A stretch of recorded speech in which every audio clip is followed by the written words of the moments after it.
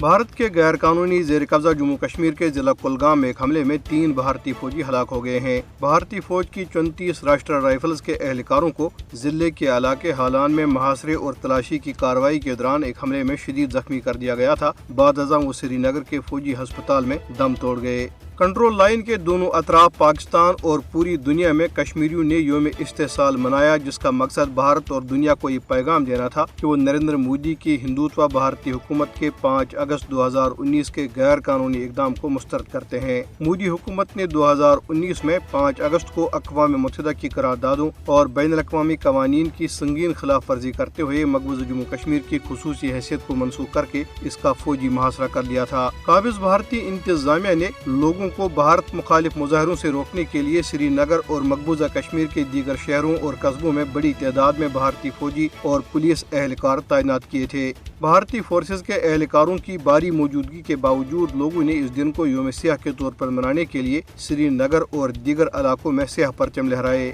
یوم استحصال کے موقع پہ جاری کی گئی ایک رپورٹ میں انکشاف کیا گیا ہے کہ بھارتی فوجیوں نے 5 اگست 2019 سے اب تک 792 کشمیریوں کو شہید کیا۔ رپورٹ میں کہا گیا ہے کہ علاقے میں پرامن مظاہرین پر بھارتی فورسز کے اہلکاروں کی طرف سے طاقت کے وحشیانہ استعمال کی وجہ سے 2369 افراد شدید زخمی ہوئے۔ قابض فوجیوں نے اس عرصے میں 1106 مکان اور دیگر عمارتیں تباہ کی، 129 خواتین کی بے حرمتی کی گئی، جبکہ 21,263 افراد کو گرفتار کیا گیا۔ ادھر بھارتی پولیس نے مقبوضہ جموں کشمیر میں درجنوں سیاسی رہنماؤں اور کارکنوں کو گرفتار کر لیا تاکہ علاقے میں احتجاجی مظاہروں، سیمیناروں اور دیگر سرگرمیوں کو روکا جا سکے۔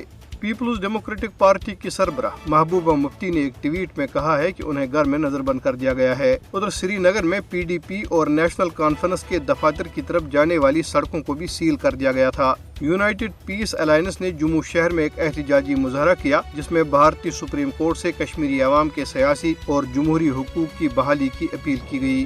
ادھر پاکستان کے دارالحکومت اسلام آباد، پشاور، لاہور، کوئٹہ، کراچی، مظفر آباد اور پاکستان اور آزاد جموں کشمیر کے دیگر علاقوں میں احتجاجی ریلیاں نکالی گئی تاکہ عالمی برادری کی توجہ مقبوضہ جموں کشمیر میں بھارتی مظالم کی طرف مبذول کرائی جائے۔ کل جماعتی حریت کانفرنس کی آزاد جموں کشمیر شاخ، پاسبان حریت اور دیگر تنظیموں کے زیر اہتمام منعقدہ ان تقریبات کے شرکاء نے عالمی برادری پر زور دیا کہ وہ مقبوضہ علاقے کے نہتے عوام پر ڈھائے جانے والے مظالم پر مودی حکومت کا محاسبہ کرے۔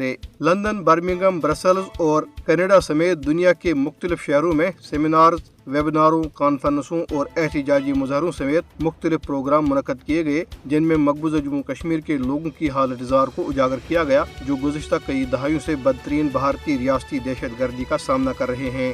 اسلامی تعاون تنظیم کے جنرل سیکریٹریٹ نے جدہ سے جاری ایک بیان میں نریندر مودی حکومت کی طرف سے 5 اگست 2019 کو اور اس کے بعد کیے گئے تمام غیر قانونی اور یک طرفہ اقدامات کو واپس لینے کا مطالبہ کیا۔